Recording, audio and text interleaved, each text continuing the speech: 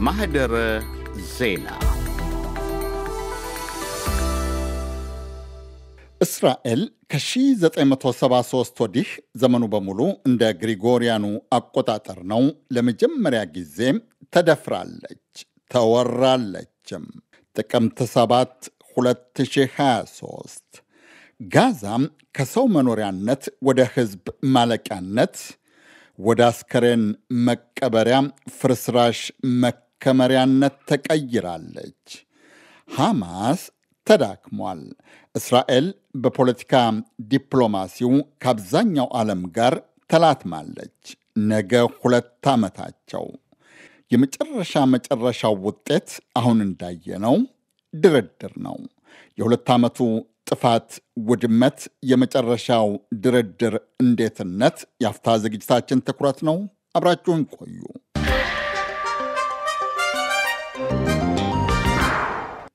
በ1956 የሱዌዝ ካናል ጦርነት በሚባለው ውጊያ እስራኤል፣ ታላቋ ብሪታንያና ፈረንሳይ ግብፅን ሲወጉ የእስራኤል ጦር ትንሽቱን የፍልስጤሞች መኖሪያ ሰርጥ ጋዛን ለጥቂት ወራት ተቆጣጥሯት ነበረ። በ1967ቱ የአረብ እስራኤሎች ጦርነት እስራኤል ያችን መከረኛ ግዛት ዳግም ተቆጣጠረቻት።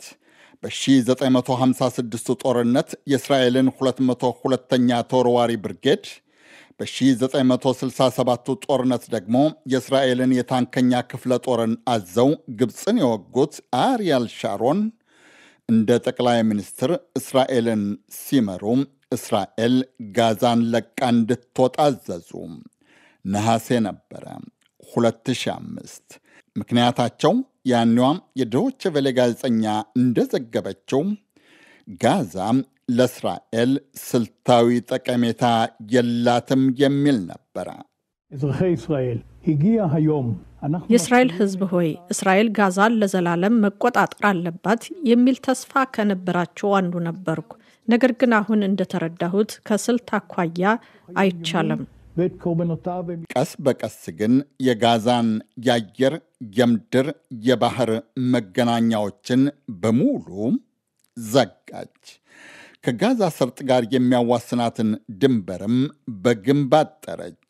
መውጫ መግቢያዋ የተዘጋባት፣ ድንበሯም በኮንክሪት የሰውን እንቅስቃሴ በሚያነፈንፉ የድምፅና የምስል መሳሪያዎች የታጠረችው ጋዛ በ1980ዎቹ ለተመሠረተው ሐማስ መጠናከሪያነት ግን በቂ ነበረች።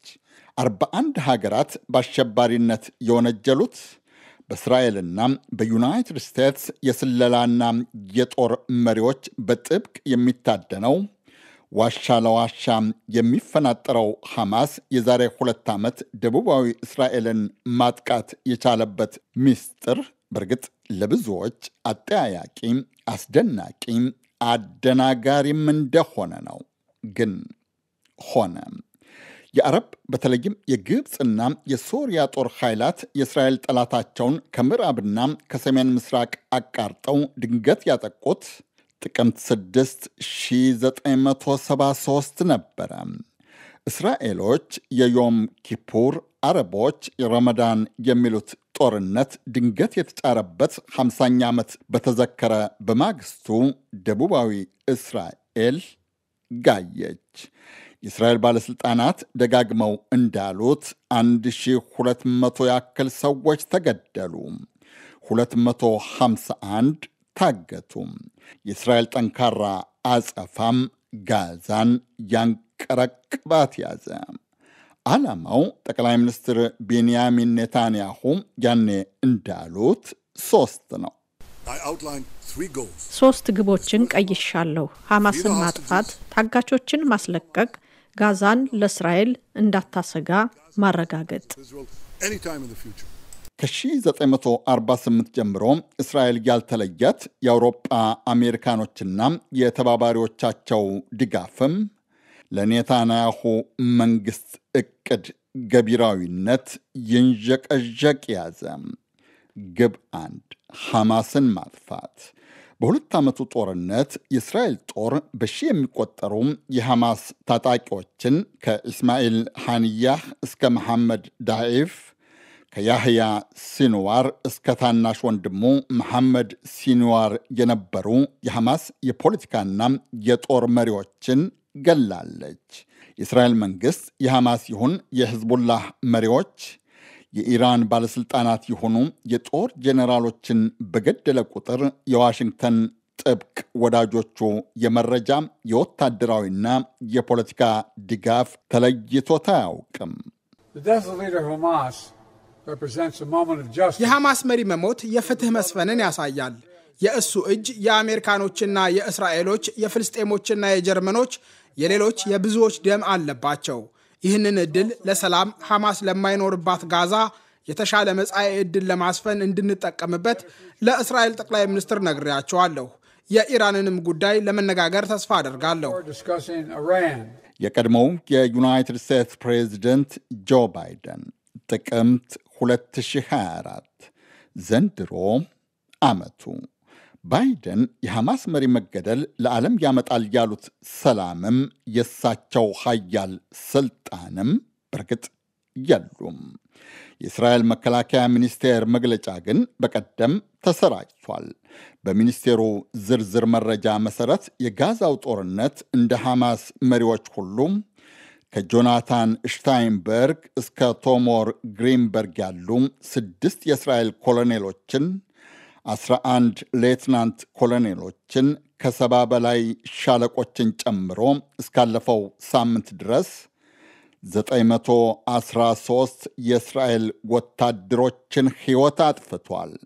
ዘ ታይምስ ኦፍ እስራኤል እንደዘገበው ደግሞ ከ70 በላይ ፖሊሶችም ተገለዋል። ነገ 2 ዓመቱም የኔታንያሁ ግብ 1 ተሳክቶ ይሆን? አናውቅም። ሐማስ ግን በለንደኑ የኪንግስ ኮሌጅ የጦርነት ጉዳይ አጥኚ ማሪና ሜሮን ተዳክሟል ይላሉ። ደህና ሐማስ በጋዛ ከተማ ውስጥ ስላለው ጥንካሬ የተለያዩ ዘገቦች አሉ። ሐማስ ከፍተኛ ወታደራዊ ውድቀቶች አጋጥመውታል። ይሁንና አሁንም ዳግም የመደራጀት እዝና ቁጥጥርን የመጠገን አቅምና ችሎታ አለው። የጠቅላይ ሚኒስትር ኔታንያሁ ግብ 2 ታጋቾችን ማስለቀቅ ነው። ሐማስ ካገታቸው የእስራኤልና የሌሎች ሀገራት ዜጎች ውስጥ 148ቱ ተለቀዋል። ከነዚህ ውስጥ የእስራኤል ጦር በኃይል ያስለቀቃቸው 8ቱም ብቻ ነው። ከተቀሩት 135ቱ የተለቀቁት ሁለቴ በተደረገ የተኩስ አቁም ስምምነትና በሺህ የሚቆጠሩ የፍልስጤም እስረኞችን እስራኤል በመልቀቋ ወይም በልውውጥ፣ 5ቱ በሐማስ በጎ ፍቃድ የተለቀቁ ናቸው። የኔታንያሁ ግብ 2 ተሳክቶ ይሆን? ሌላ ጥያቄ። ግብ 3 የጋዛ ሰርጥን ለእስራኤል የማታሰጋ ማድረግ። የጋዛ ከተማ መንደሮች፣ ሆስፒታል፣ ትምህርት ቤቶች፣ የንግድ ተቋማት፣ መኖሪያ ቤቶች፣ ቤተ እምነቶች ጭምር በርግጥ ወድመዋል። የፍልስጤም ባለሥልጣናት እንደሚሉት በትንሽ ግምት ከ70 ሺህ በላይ ፍልስጤማዊ አልቋል። ከ170 ሺህ በላይ አካሉ ጎድሏል። እስራኤል እርዳታ እንዳይገባ በማገዷ ብቻ በረሃብ ከ400 በላይ ሰዎች ሞተዋል። የእስራኤል ጦር ከገደላቸው ፍልስጤማውያን ከ20 ሺህ የሚበልጡት ወደፊት እስራኤልን እንዳታሰጋ የምትሰራው ጋዛን ሊረከቡ የሚገባቸው ሕፃናትና ልጆች ነበሩ። ብራዚሎች የሚያደርጉት ቢጨንቃቸው ሐማስ ለገደላቸው 37 የእስራኤል ልጆችና ከ20 ሺህ ለሚበልጡት ፍልስጤማውያን ልጆችና ሕፃናት ሪዮ ዲ ጄኔሮ ውስጥ መታሰቢያ ቆሙላቸው። መገናኛ ዘዴዎች እንደዘገቡት የእስራኤል ጦር ከ250 በላይ ጋዜጠኞችና የመገናኛ ዘዴ ሰራተኞችን ገሏል። የተባበሩት መንግስታት ድርጅት ከተመሰረተ ጊዜ ጀምሮ በአንድ ጦርነት በርካታ ባልደረቦቹ የተገደሉት ጋዛ ውስጥ ነው።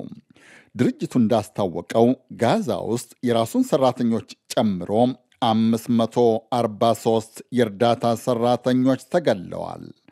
1500 የጤና ባለሙያዎች ተገለዋል። በቴል አቪቭ ዩኒቨርሲቲ የግጭት መፍትሄና የድርድር ክፍለ ትምህርት ኃላፊ ኮሬይ ጊል ሾስተርን እንደሚሉት የሚያሳስባቸው ሰብአዊነት ወይም ርህራሄ መጥፋቱ ነው።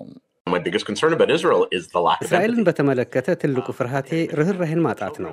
ሰዎች ለሕፃናት፣ ለሽማግሌዎች ወይም ለህሙማን እንኳን መራራት አቁመዋል። ምክንያቱም በየትኛውም ማህበረሰብ የካንሰር በሽተኛ አለ። መንቀሳቀስ የማይችሉ ሽማግሌዎች አሉ፣ ልጆች አሉ። ለነሱ ጭምር ርህራሄ የለንም።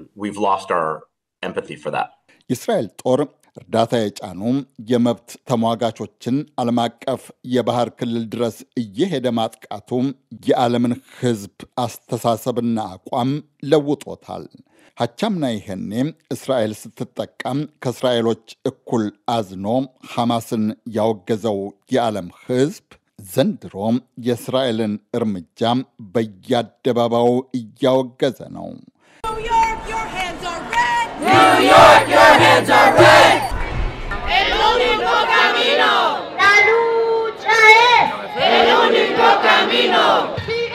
ባለፈው ሳምንት ማብቂያም ከላሆር እስከ ናይሮቢ፣ ከኒውዮርክ እስከ ፓሪስ፣ ከለንደን እስከ ሊዝበን፣ ከቴል አቪቭ እስከ ኩዌቶ፣ ኢኳዶር ዓለም ሌላ ርዕስ አልነበረውም። ሕዝባቸው በየአደባባዩ የሚያደርገው ግፊት የጸናባቸው የምዕራብ አውሮጳ መሪዎች እየተተለተሉ ለፍልስጤሞች የመንግስትነት ዕውቅና ይሰጡ ያዙ። ኔታንያሁ በሚጭሩት ጦርነት ዘለው በመግባታቸው አረብ ሙስሊሞች እየራቋቸው፣ ሕዝብ እየተከፋባቸው፣ ከተቀረው ዓለምም እየተነጠሉ የመጡት ፕሬዚደንት ዶናልድ ትራምፕ ጥብቅ ወዳጃቸውን ኔታንያሁን ጠርተው በቃ አሏቸው ወይም ያሉ መሰሉ። ይህን ጉዳይ እንዳደራጀ የረዱኝ ሀገራት በሙሉ ማመስገን ወዳለሁ። ቀጠር፣ ቱርክ፣ ሳውዲ አረቢያ፣ ግብፅ፣ ዮርዳኖስና ሌሎች ብዙ ሀገራት፣ ብዙ ሰዎች አበክረው ጥረዋል። ይህ ታላቅ ዕለት ነው። እንዴት ገቢር እንደሚሆን እናያለን። የመጨረሻው ቃል ወደ ተጨባጭ ድርጊት መለወጥ አለበት። ትራምፕ ያስረቀቁትን ባለ 20 ነጥብ የተኩስ አቁም ዕቅድ እስራኤልም ሐማስም መቀበላቸውን አስታውቀዋል። ብዙ ሀገራትም ደግፈውታል።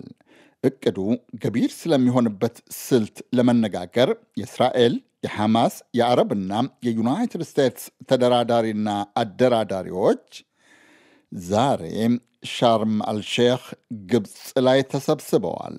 የጀርመን ውጭ ጉዳይ ሚኒስትር ዮሃን ቫደፉል ድርድሩን በተዘዋዋሪ መንገድ ለመርዳት ወደ ግብፅ እንደሚጓዙ አስታውቀዋል። ቫደፉል ዛሬ እንዳሉት የጋዛው ጦርነት መቆም አለበት። ፍልስጤማዊው የፖለቲካ ሳይንቲስት ኻሊል ሺካኪ እንደሚሉት ግን የትራምፕ ዕቅድ ገቢር ሆነም አልሆነም የሁለት ዓመቱ ጦርነት ዘመናት ያስቆጠረውን የፍልስጤምና የእስራኤል ሕዝብን ልዩነት ወደ ለየለት ጥላቻ አንቻሮታል። የሁለት ዓመቱ ጦርነት ፍጹም ጭካኔ የታየበት ነው።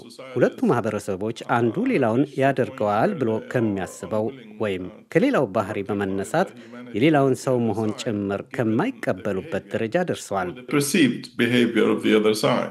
ብቻ የሻርም አልሼኹ ጉባኤ ከተሳካ ጋዛ ወደመች፣ ሐማስ ተዳከመ፣ ኔታንያሁ ከሰሩ፣ ትራምፕ አተረፉ ማሰኘቱ አይቀርም። ነጋሽ መሐመድ ነኝ። ቸር ያሰማን።